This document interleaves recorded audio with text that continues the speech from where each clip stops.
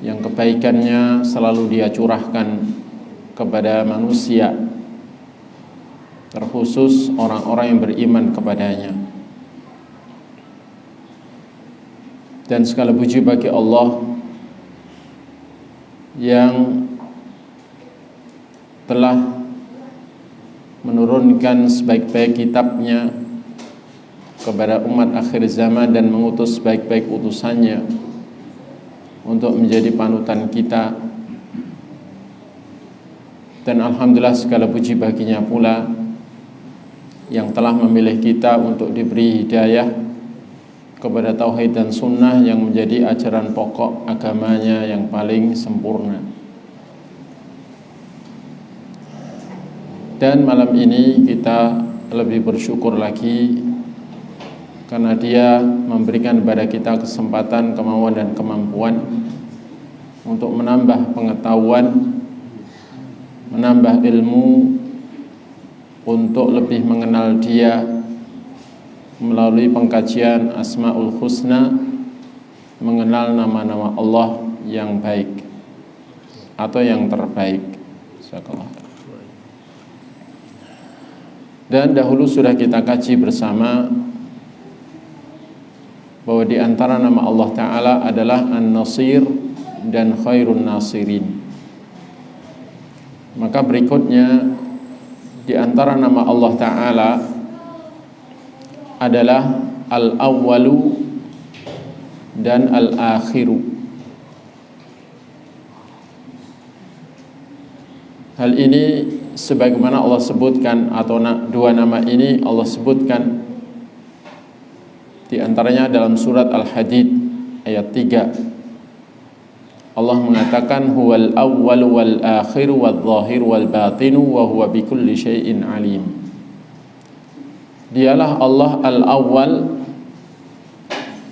dan al-akhir dan al-zahir dan al-batin, dan Dia terhadap segala sesuatu apapun maha mengetahui. Ayat ini menunjukkan bahwa di antara nama Allah Ta'ala adalah al-awwalu dan juga al-akhiru dan al-zahiru dan al-batinu. Dan di antara nama Allah pula adalah Al-Alimu.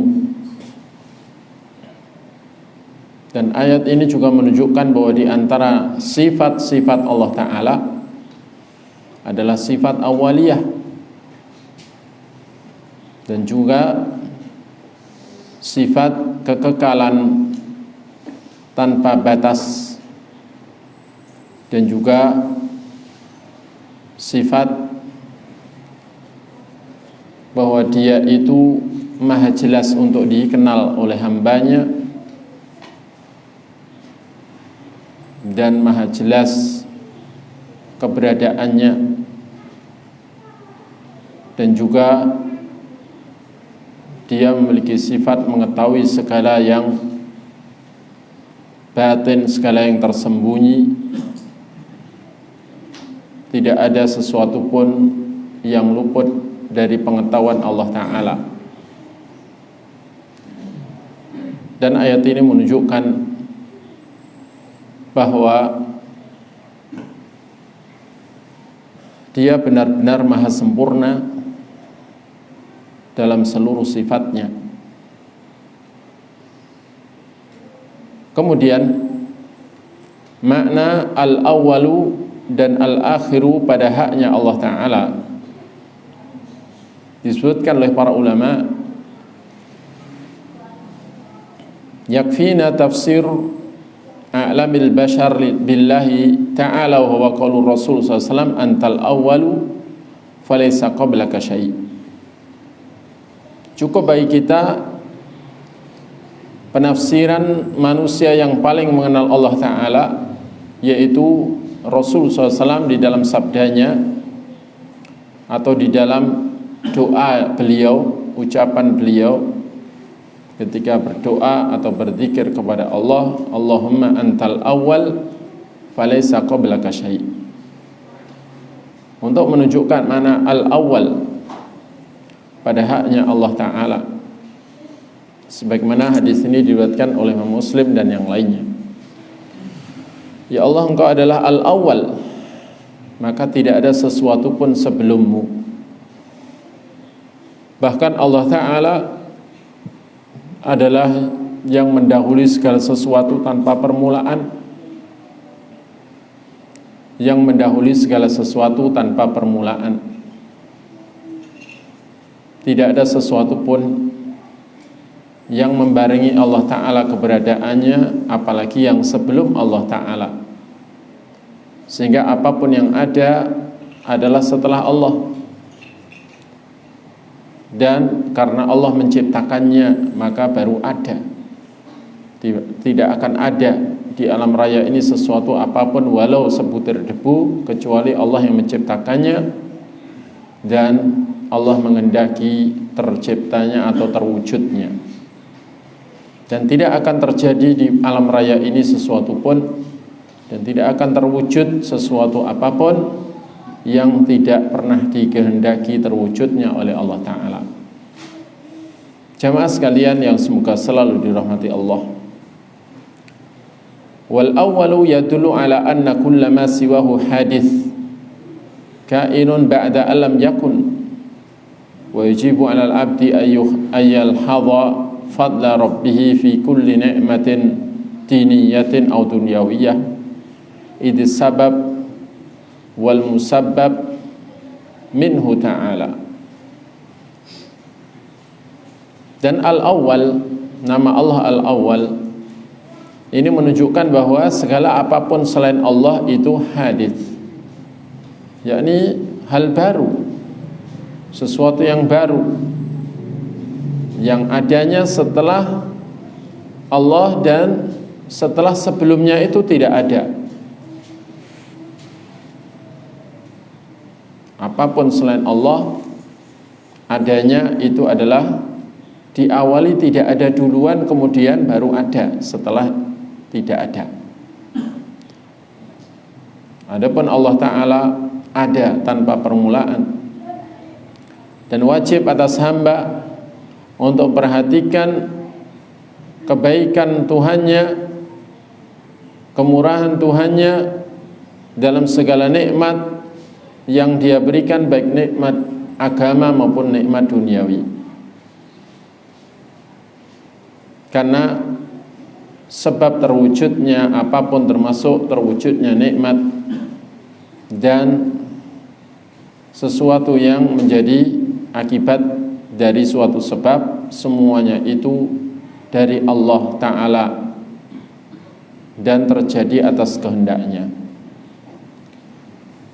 Jamaah sekalian, itulah nama syar'i bagi Allah Ta'ala, al-awwal, sesuai yang tersebut di dalam Al-Quran dan juga dalam hadis yang sahih sebagai pilihan yang lebih tepat daripada nama Al-Qadim yang ditetapkan oleh sebagian umat Islam. Dan sifat awaliyah, yang awal, yang mendahului segala sesuatu tanpa permulaan, itulah sifat bagi Allah Ta'ala, dan Dia bersendirian dalam sifat itu, tiada sekutu baginya dalam sifat tersebut, dan itu lebih tepat untuk kita tetapkan dan lebih syar'i untuk kita tetapkan untuk Allah Ta'ala seperti yang Dia tetapkan sendiri untuk dirinya itu, daripada apa yang ditetapkan oleh sebagian orang, yakni sifat qidam. Jadi sebagian orang memilih menetapkan sifat qidam daripada sifat awaliyah. Sementara al-qidam itu punya makna al-mutaqaddim ala ghairi wa in sabaqahul adam, mendahului yang lainnya meskipun didahului oleh tidak ada, tapi adanya yang paling pertama. Dan makna seperti itu kurang tepat bagi Allah Ta'ala tentunya. Sebagaimana Allah sebutkan dalam surat Yasin berkaitan dengan rembulan, ya, hatta adakal urjunil qadim, sehingga bulan itu kembali seperti mancung yang tua, mancung yang tua sehingga melengkung bengkok. Di situ Allah mensifati mancung yang tua itu dengan sebutan Al-Qadim. Sementara kita tahu mancung itu walau dia yang paling tua mendahului yang lainnya yang ada di pohon itu, tapi kan didahului tidak ada. Dan memang makna Al-Qadim itu al-mutaqaddim ala ghairihi wa in sabaqal adam, sehingga tidak menunjukkan kesempurnaan dalam awaliyah. Karena itu lafaz yang lebih syar'i untuk menetapkan sifat bagi Allah Ta'ala adalah sifat al-awwal atau al-awaliyah, bukan al-qadim dengan penetapan sifat qidam. Meskipun kalau kita melihat ada orang menetapkan sifat qidam bagi Allah, perlu kita tanya. Kita tidak langsung menvonis akidahnya salah, karena akidah itu keyakinannya. Kalau dia menjelaskan bahwa maksud dari qidam itu qidam bila tidak, yakni terdahulu tanpa permulaan, yang paling dahulu tanpa permulaan, maka kita katakan keyakinanmu sudah benar bahwa Allah itu memang yang paling dahulu tanpa permulaan. Namun lafaz Anda itu kurang syar'i. Jangan, atau sebaiknya tidak menyebut Allah Ta'ala itu di antara namanya Al-Qadim, meskipun keyakinanmu benar Al-Qadim bila tidak, mendahului segala sesuatu tanpa permulaan. Tapi pilihlah lafaz yang lebih syar'i yang Allah tetapkan untuk dirinya dalam kitabnya dan oleh Nabi dalam hadisnya, yakni Qadim, al-awwal, al-awwal, sebagaimana Allah katakan huwal awwal wal akhiru. Baik, ini berkaitan dengan nama al-awwal. Kemudian al-akhir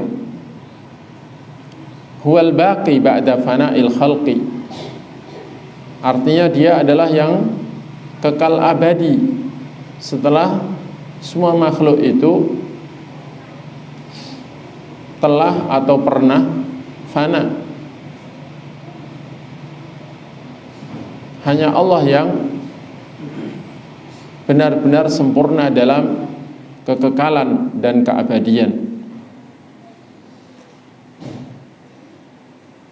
Maka nama Allah Al-Akhir maknanya adalah seperti itu. Dia maha sempurna dalam kekekalan dan keabadian, di mana tidak pernah dan tidak akan pernah tersentuh oleh fana atau kematian atau ketidakadaan walau sebentar atau tenggelam walau sesaat, dalam artian tidak eksis walau sebentar, tidak pernah. Dia dengan seluruh sifatnya yang sempurna dan dengan seluruh eksistensinya, dengan segala yang kesempurnaan yang dia miliki, itu tetap dan akan tetap kekal abadi. Jamaah sekalian yang semoga selalu dirahmati Allah. Dan di antara makna dari nama Allah Al-Akhir, huwallazi la intihaa li wujudih, dia zat yang tidak ada penghabisannya bagi sifat adanya. Dan adanya di situ maksudnya adalah dengan segala kesempurnaannya, dengan segala kesempurnaannya. Itu tidak pernah ada penghabisannya. Dan disebutkan wa ahsanu ta'rifat wa akmaluha ma fasaru a'raful bashar billah wa dzalika fi qouli sallallahu wa antal akhiru falaysa ba'daka syai'. Dan sebagus-bagus definisi yang menjelaskan makna nama Allah Al-Akhir dan yang paling sempurna dalam memaknai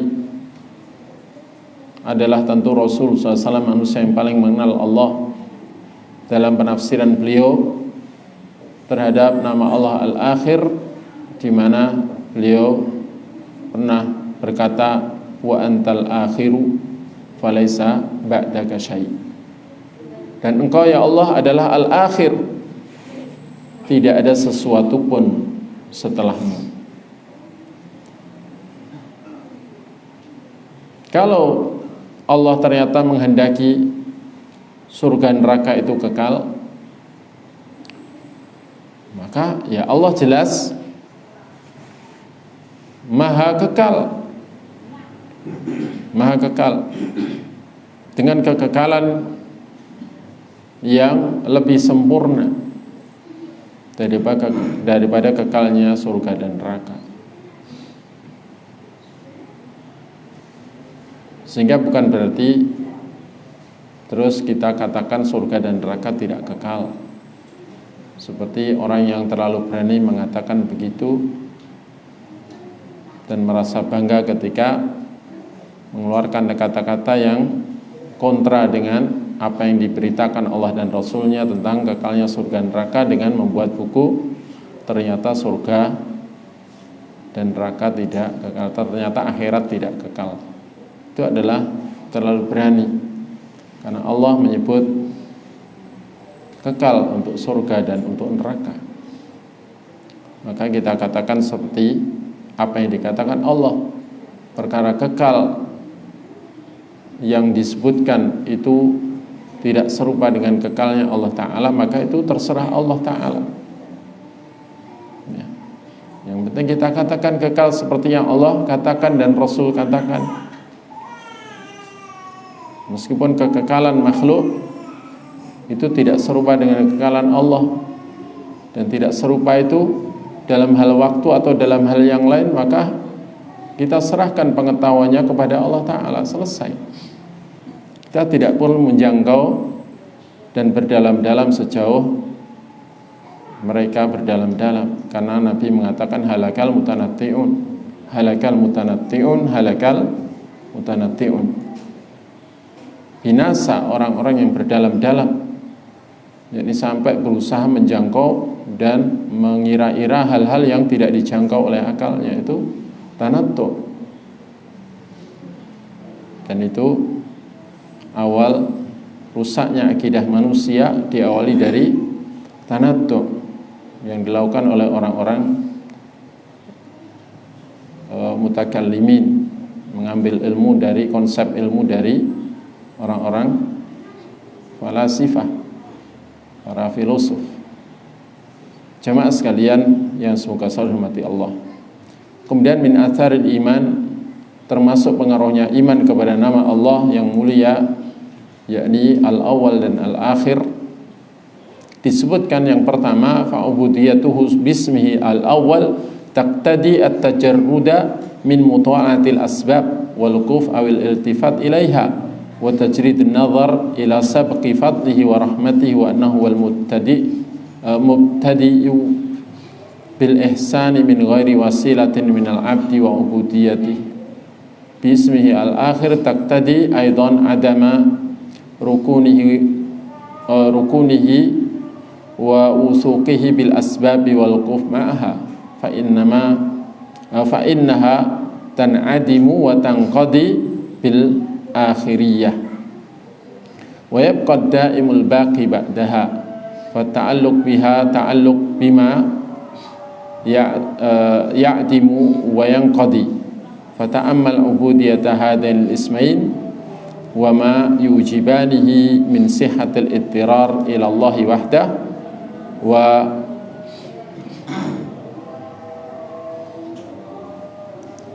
wa dawam al-faqri ilaihi duna kulli syai'in siwah, fakama kana wahidan fi ijadika faj'alhu wahidan fi ta'alluhika ilaihi litasihha ubudiyatuk, wa kama ibtada'a wujudaka wa khalqaka minhu faj'alhu nihayata hubbika wa iradatik wa ta'alluhik ilaihi litasihha laka ubudiyatuhu bismihi al-awwal wal akhir. Baik.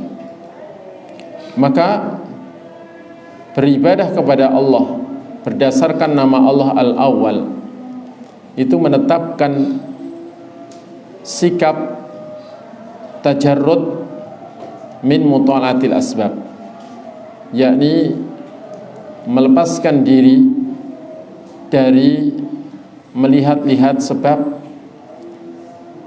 Maksudnya selalu melihat sebab. Oh, ini terjadi sebab ini terjadi sebab ini. Tidak selalu harus boleh begitu ya, tidak selalu boleh begitu.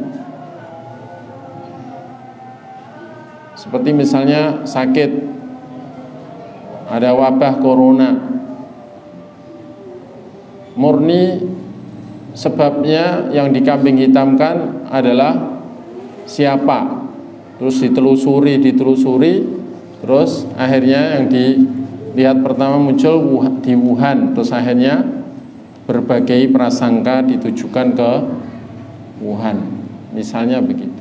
Oh, ini sebabnya gara-gara mereka gini, atau mengembangkan virus ini kemudian meledos, kemudian menyebar, misalnya ya.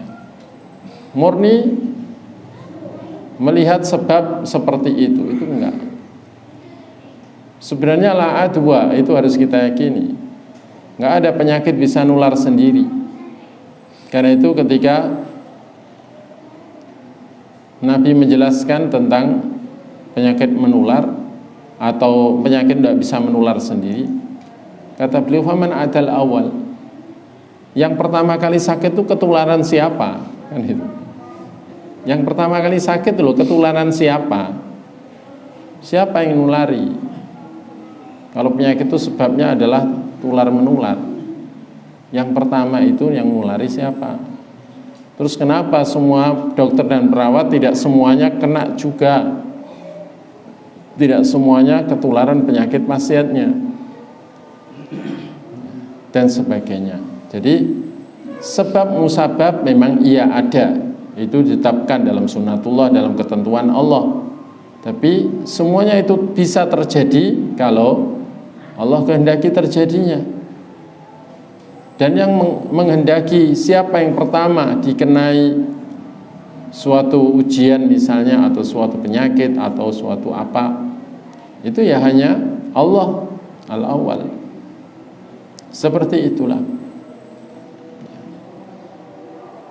Dan jangan percaya kalau manusia bisa menciptakan virus. Mau menciptakan yang lebih besar dari virus yang kelihatan. Menciptakan lalat aja nggak bisa. Masa bisa menciptakan yang lebih kecil? Gimana?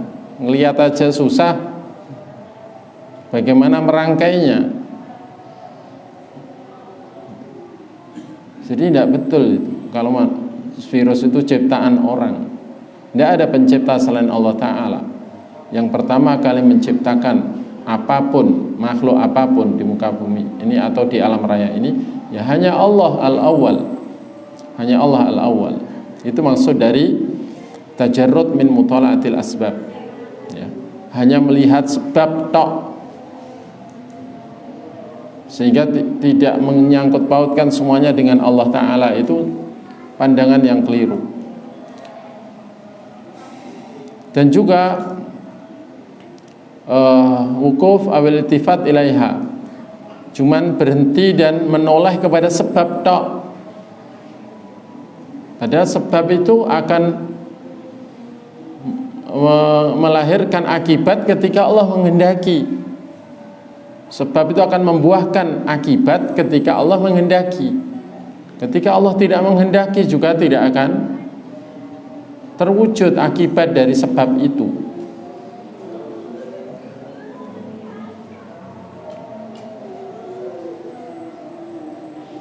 wa tajridun nadhar ila sabqi fadlihi wa rahmatihi, dan juga bisa yakni membersihkan pandangan kepada segala sesuatu itu didahului oleh sifat kemurahan Allah dan kasih sayang Allah. Saya melihat dengan bersih hal itu. Ketika kita mendapatkan segala yang baik, segala yang menyenangkan, segala jenis nikmat, kita tidak melihat bahwa diri kita ini sebagai orang yang memang layak mendapatkan itu, atau sebagai orang yang memang berhak mendapatkan itu. Enggak. Tapi ini murni kebaikan Allah, murni kemurahan Allah, murni kasih sayangnya. Kalau kita terpilih untuk menjadi hamba yang ditunjuki, ini murni kebaikan Allah,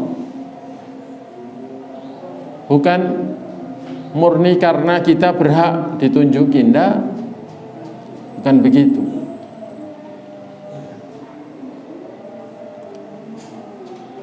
Kenapa? Karena wa nahwal mubtadi bil ihsan min ghairi wasilah minal abdi. Allah lah yang mengawali dalam memberi kebaikan tanpa sebab apapun dari hamba. Rata-rata kita di masa kecil juga beling, kan gitu kan, beling juga. Ternyata oleh Allah dipilih untuk ditunjuki kepada tauhid dan sunnah. Ini murni kebaikan Allah Ta'ala. Allah yang mengawali dengan kebaikannya, bukan karena kita mengawali kemudian seakan kita menjadi hamba yang berhak diberi oleh Allah. Tidak, bukan begitu. Baik, ini sudah waktunya adzan. Adzan dulu baru kita lanjutkan.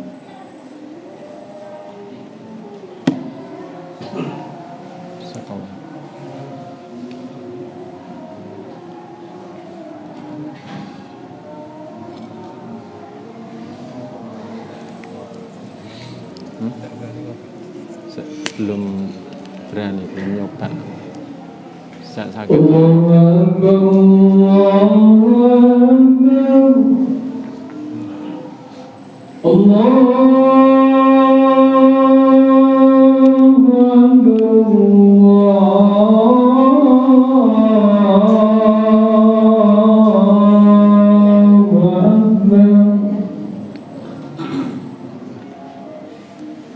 أشهد أن لا إله إلا الله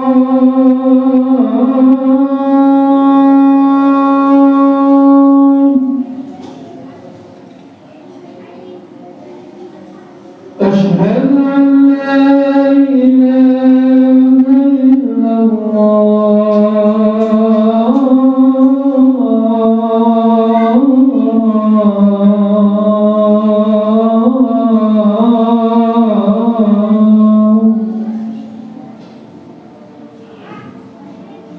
أشهد أن محمدًا رسول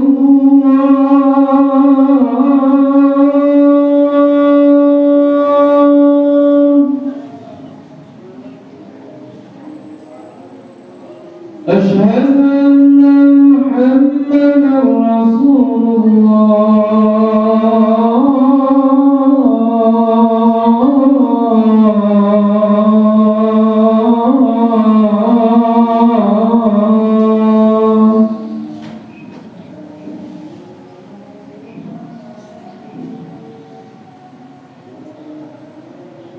حي على الفلاح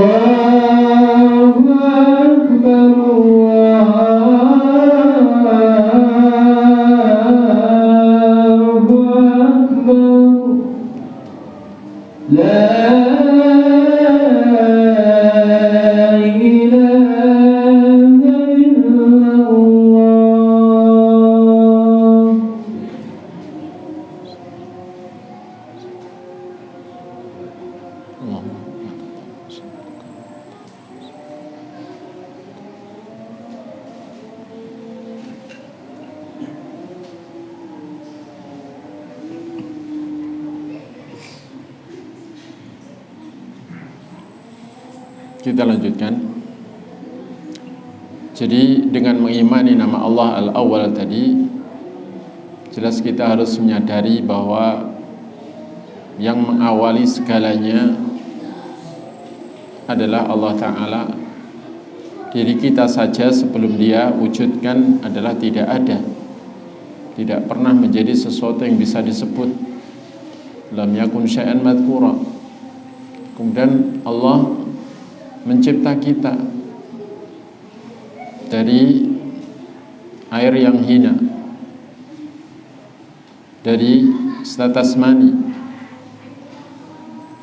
dan karena Dia tahu kita akan membutuhkan apa saja dalam kehidupan, sebelum kita berhak mendapatkan apa yang kita butuhkan itu, Allah sudah memberikan kemurahannya dan kebaikannya dengan menciptakan apa yang kita butuhkan, berupa penglihatan, berupa mata, berupa telinga, walau fungsinya Dia berikan setelah kita lahir.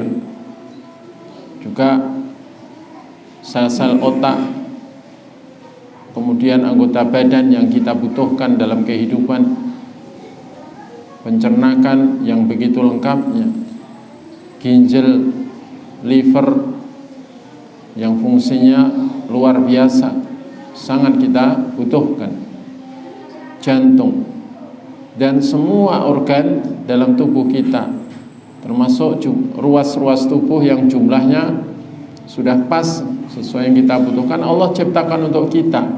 Semuanya itu bukan karena kita berhak diberi, tapi murni karena kemurahan Allah kepada kita dan kasih sayangnya kepada kita. Jadi semuanya karena Allah adalah Al-Awwal, maka semua makhluk ini baru dan mendapatkan apapun yang baru juga bukan karena yakni sebab kita berhak mendapatkannya, enggak, tapi murni karena didahului oleh kemurahan Allah, kebaikan Allah, kasih sayang Allah, sehingga segala puji baginya atas segala kebaikannya kepada kita. Demikian juga dipilihnya kita untuk disiapkan untuk mau menerima tauhid dan sunnah. Itu juga murni kebaikannya, dan itu sudah pilihan Dia, dan Dia tetapkan dalam takdirnya. Tapi apakah sampai di akhir hayat kita pilihan kebaikan untuk kita itu? Maka Allah juga sudah tahu, kita belum tahu.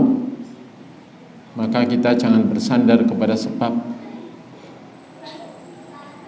Dan itu termasuk bentuk ubudiyah kita kepada Allah berdasarkan nama Dia Al-Akhir, bahwa Allah adalah Al-Akhir yang maha kekal, di mana dengan mengimani bahwa hanya Allah lah Al-Akhir, maka ini taqtadi aidan adam rukuni wa suqi bil asbab wal wukuf ma'aha, menetapkan konsekuensi juga bahwa kita ini jangan bersandar kepada sebab dan terlalu yakin dengan sebab yang sudah kita lakukan atau kita lalui, dan berhenti bersama sebab. Kenapa? Karena semua sebab-sebab itu akan tan'adim wa tanqadi bil akhiriyah, akan sirna dan habis ketika, dan akan berakhir ketika masanya sudah berakhir. Dan yang akan tetap lestari dan abadi adalah Allah Ta'ala setelah semuanya berakhir. Maka bergantung kepada sebab adalah bergantung kepada yang akan tiada dan akan berakhir. Maka ta'ammal, berpikirlah, berangan-anganlah dengan mewujudkan ibadah kepada Allah berdasarkan dua nama ini, dan apa yang menjadi konsekuensinya secara pasti berupa benarnya kebutuhan darurat kita kepada Allah saja. Kita benar-benar sangat membutuhkan Allah Ta'ala secara darurat dalam segala waktu dan keadaan, dan juga kita ini terus-menerus membutuhkan kepada Allah, bukan membutuhkan selain Allah. Maka sebagaimana Allah Ta'ala itu wahidan fi ijadik, esa dan bersendirian dalam mewujudkan Anda, faja'alhu wahidan fi ta'ahluhi ilaih, jadikan pula Allah Ta'ala sebagai satu-satunya yang Anda tuju dengan ibadah Anda, agar pengabdian Anda kepadanya bisa sah, diterima dengan kemurnian pengabdian hanya kepadanya itu. Dan sebagaimana Allah Ta'ala bersendirian dalam mengawali perwujudan Anda dan penciptaan Anda, maka jadikan Dia sebagai puncak tujuan cinta Anda dan kehendak Anda dan pengabdian Anda, ibadah Anda kepadanya, agar pengabdian kepada Allah berdasarkan dua namanya al-awwal dan akhir itu bisa sah. Itu disebutkan nasihat ini oleh Imam Ibnu Qayyim dalam kitabnya Thariqul Hijratain, halaman 20 dan 21.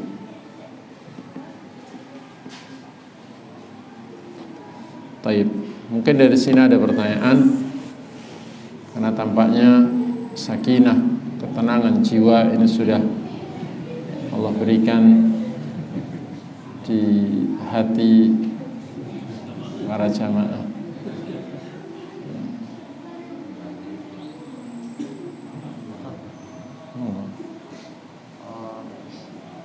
Anak melihat kalau apa ya, masalah kita itu tidak boleh bergantung pada sebab dengan dalil nama Allah al-awwal dan al-akhir. Itu kalau kita jelaskan kepada misalnya muslim atau orang yang tidak ngaji, itu rasanya kok belum bisa dipercaya. Adakah dalil yang lain, ayat atau hadis yang menunjukkan hal itu?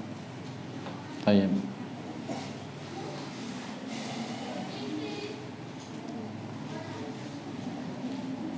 Allah Ta'ala al-awwal,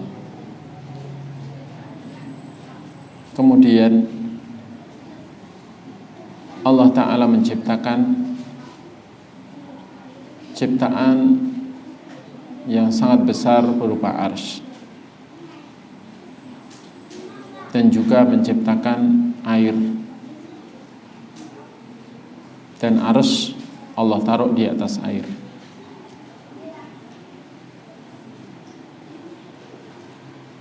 Yang air itu berupa lautan air yang jarak dasarnya dengan permukaannya seperti jarak antara langit dan bumi.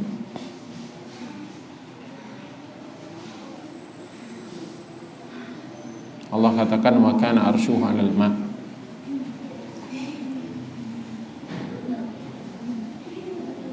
Kemudian Allah Ta'ala menciptakan qalam,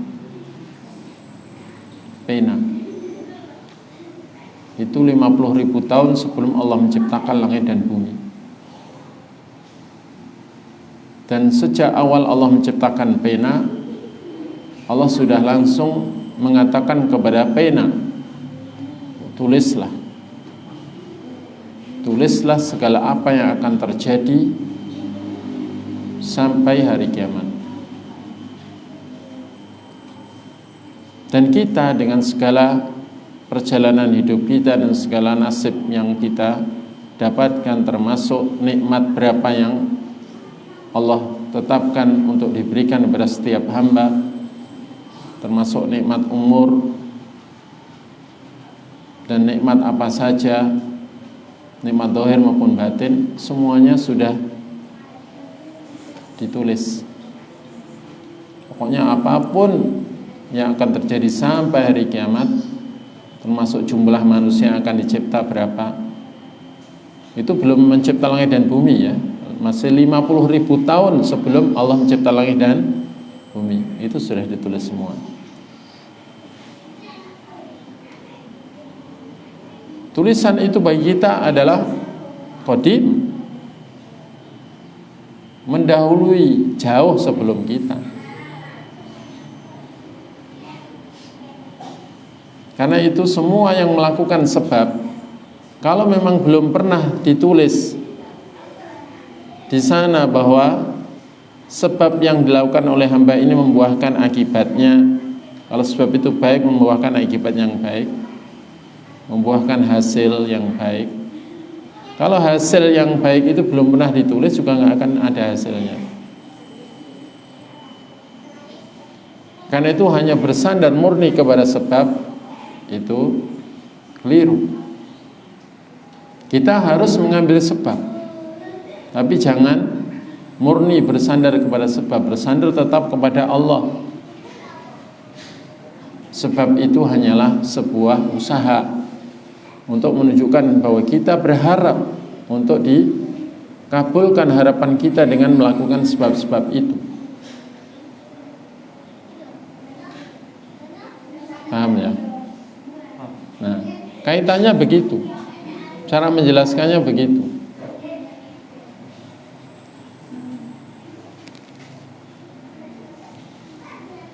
Karena Allah al-awwal, dan Allah itu sebelum kita tercipta, bahkan sebelum bumi tercipta, Allah sudah menetapkan untuk kita masing-masing ini apa.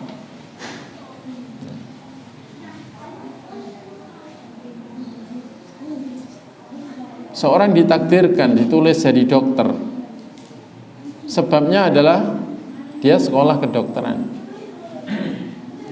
Tapi apakah semua yang sekolah kedokteran lulus? Tidak juga.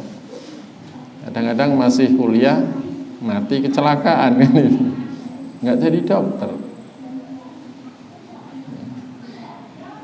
atau gagal karena nggak punya biaya, atau berhasil jadi dokter tapi ternyata berada di daerah yang bermasalah sehingga dia tidak berhasil seperti cita-citanya. Kalau jadi dokter harapannya kaya, ternyata tidak kaya. Saya juga pernah kenal dengan seorang dokter tidak kaya, bahkan beli sepeda motor aja nggak bisa, pakai sepeda pancal dia. Dokter loh ya, bukan dokter gadungan, dokter beneran.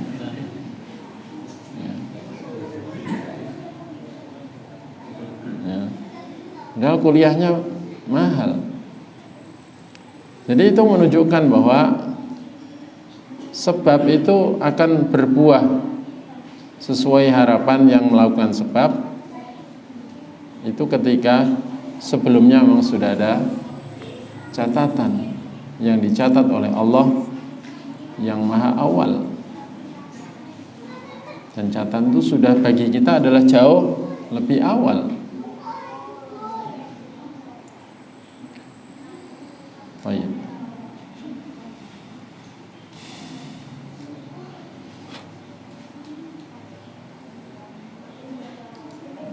Mungkin ada lagi pertanyaan?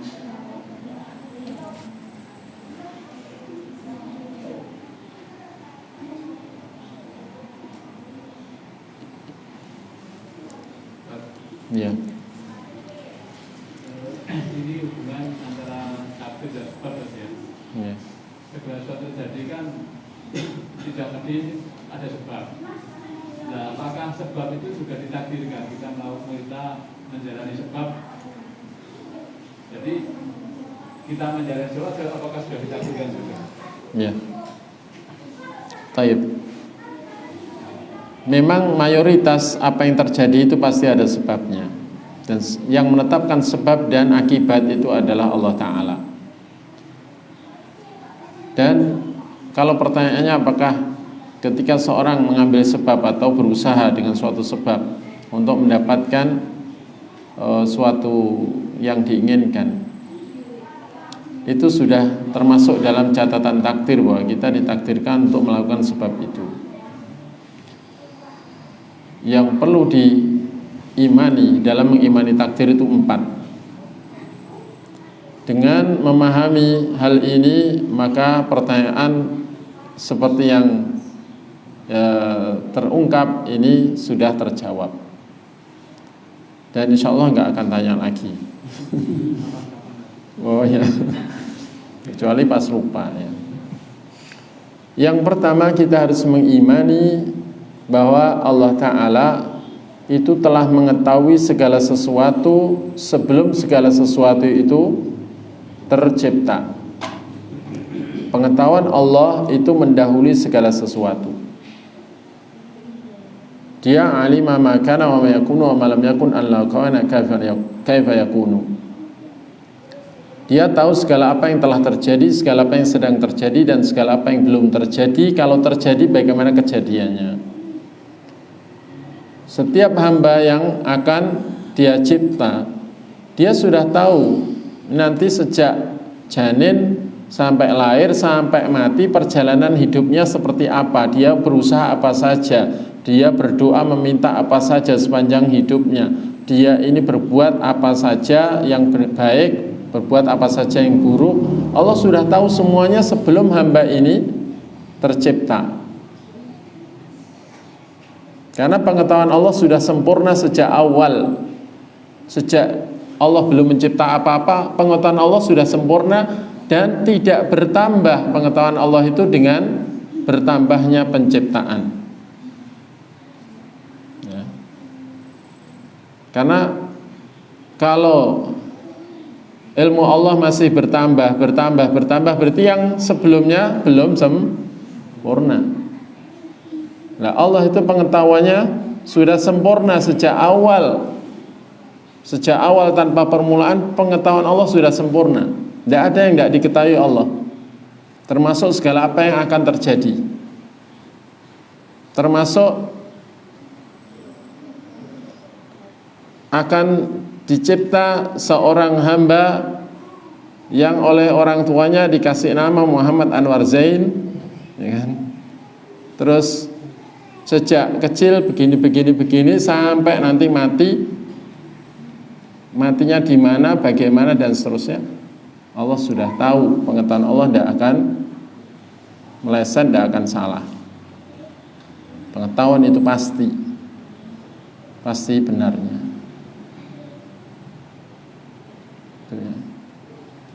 Termasuk Pak Iqbal, ya, artinya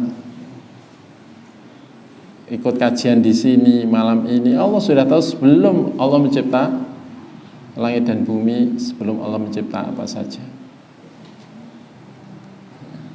Bahwa tanggal 23 Maret 2021 jam sekian Pak Iqbal tanya tentang takdir. Ini sudah ada, Allah ketahui sebelum Allah mencipta apapun. Sebelum Allah mencipta kolam, sebelum Allah mencipta arsy. Karena pengetahuan Allah sudah sempurna sejak awal. Kemudian berdasarkan pengetahuannya yang sempurna itu, yang gak akan salah itu, Allah menulis takdir. Jadi takdir itu bukan memaksa hamba untuk berbuat begini, memilih jalan begini. Kalau takdirnya kafir, maka karena sudah terlanjur ditakdir kafir, wajib mengambil jalan kekafiran atau enggak. Karena tulisan ini tidak bersifat memaksa. Tapi karena Allah Ta'ala tahu segala apa yang akan terjadi dan pengetahuan Dia tidak akan salah, ya, maka Dia menulis.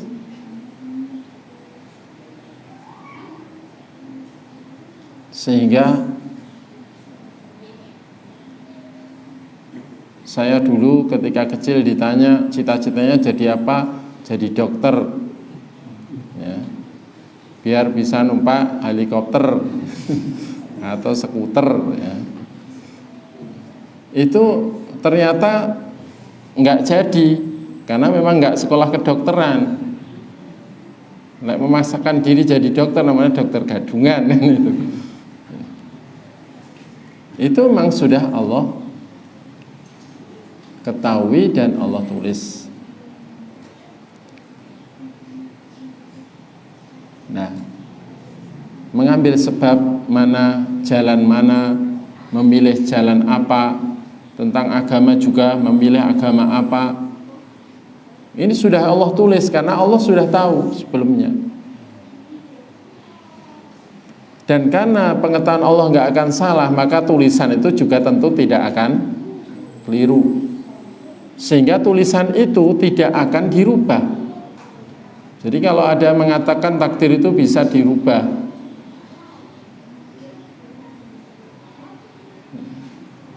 itu perlu diperjelas dulu takdirnya itu maksudnya apa. Nah, kalau masalahnya ada hadis, yakni la yaruddul qada ila du'a, tidak ada yang menolak ketentuan kecuali doa. Para ulama menjelaskannya, maksudnya itu adalah untuk mendorong kita supaya banyak berdoa. Karena setiap kita tidak diberitahu tentang takdirnya. Dan doa adalah bagian dari amal, dan amal bagian dari yang sudah ditulis. Dan doa termasuk sebab terbaik untuk mendapatkan takdir yang baik. Jadi sebenarnya seorang hamba misalnya sakit, sudah berusaha berobat kemana-mana nggak sembuh-sembuh, akhirnya banyak berdoa, akhirnya diberi kesembuhan. Itu bukan berarti sebenarnya bahwa takdirnya dia nggak sembuh, tapi karena doa akhirnya sembuh, bukan begitu. Tapi takdirnya itu dia tidak bisa sembuh dengan obat-obatan, dan ditakdirkan sembuh dengan doa. Dan Allah sudah tahu hamba ini di akhir-akhirnya, karena sudah putus asa dengan obat-obatan, akhirnya dia banyak berdoa, akhirnya Allah mengabulkan. Itu semuanya sudah Allah ketahui sebelum semuanya dicipta, dan sudah Allah tulis dalam takdirnya. Tapi masalahnya takdir itu nggak diberitahukan kepada kita, dan kalau diberitahukan malah banyak masalah gitu ya. Maka nggak diberitahukan, nggak maslahat untuk diberitahukan. Tapi kita harus mengimani. Nah, ini yang kedua dalam mengimani takdir, harus kita imani dua hal ini. Yang ketiga, al-masyiah. Kehendak Allah harus kita imani, bahwa kehendak Allah itulah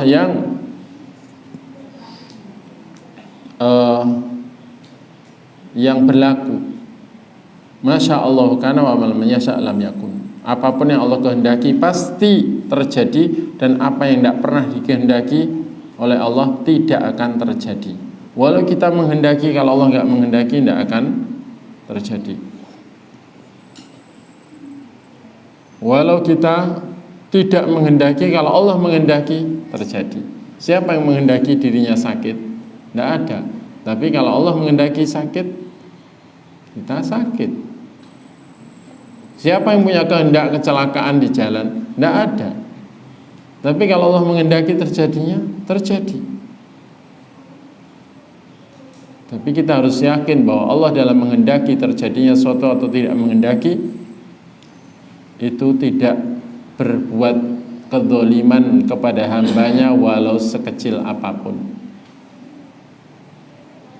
Dia dalam menetapkan kehendaknya untuk hambanya itu murni karena kebaikannya atau keadilannya.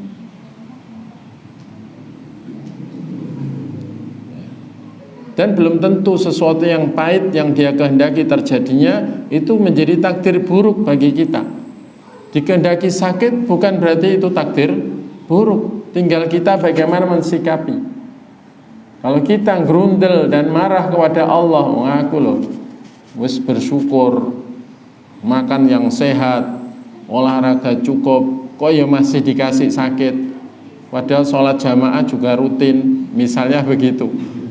Ini tidak tahu diri ya. Itu jadi takdir buruk sakitnya. Tapi kalau hatinya ridho, alhamdulillah masih diberi sakit, ini wujud kasih sayang Allah. Karena Allah kalau mencintai dan menyayangi seorang hamba, maka memberinya musibah. Dan ini adalah karena dia ingin mengurangi atau menyukai untuk mengurangi dosa-dosa kita. Dan ini adalah tanda masih diperhatikan olehnya dan sebagainya. Maka jadi walau pahit, jadi takdir baik. Nah, kadang orang itu menyayangkan terjadinya sesuatu yang enggak dikehendaki oleh manusia terjadinya, sementara Allah mengendakinya akhirnya terjadi. Sehingga bertanya-tanya, apa salah hamba?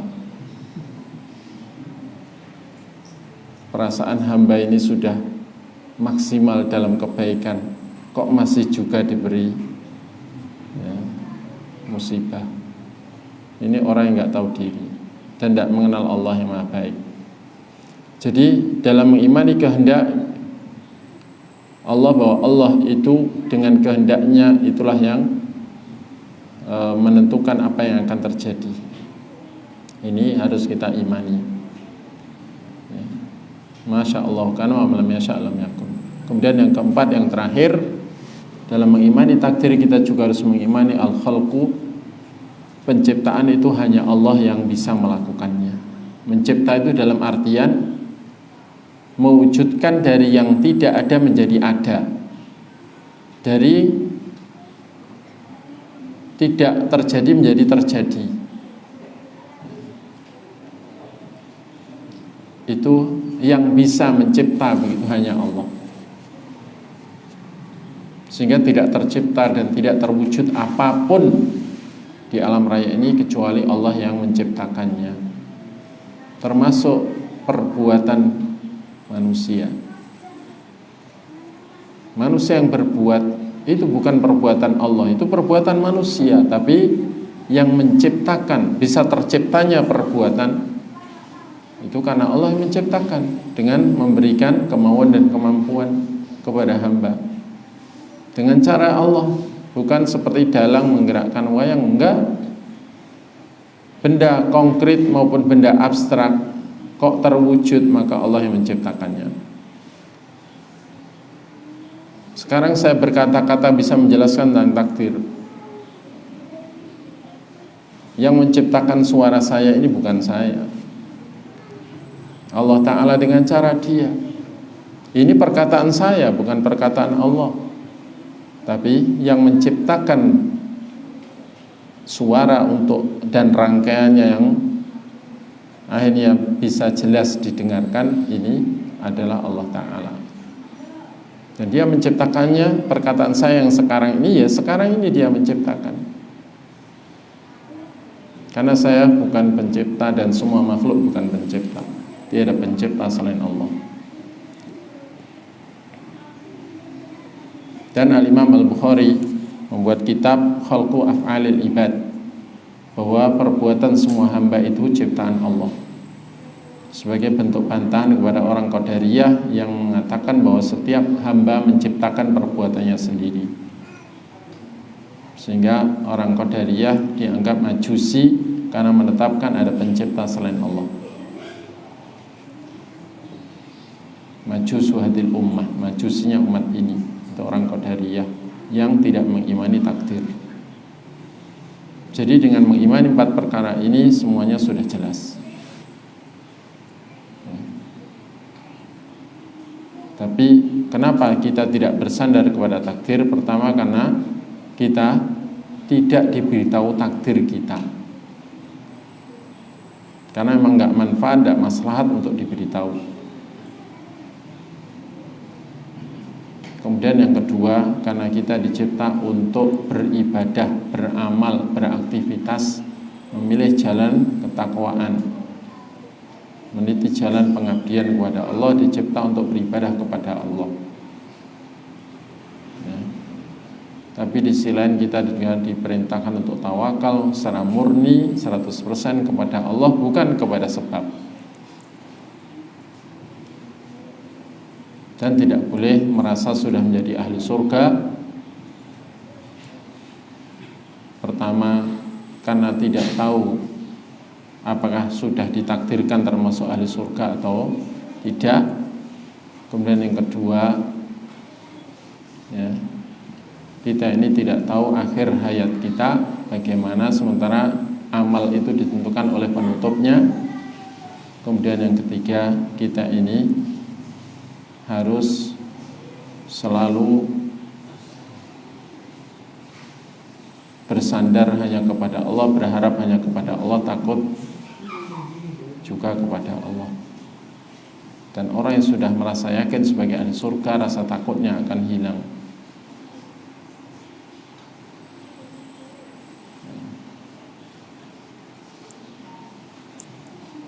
Jadi itu adalah jawaban. Baik. Mungkin ada lagi atau disudahi?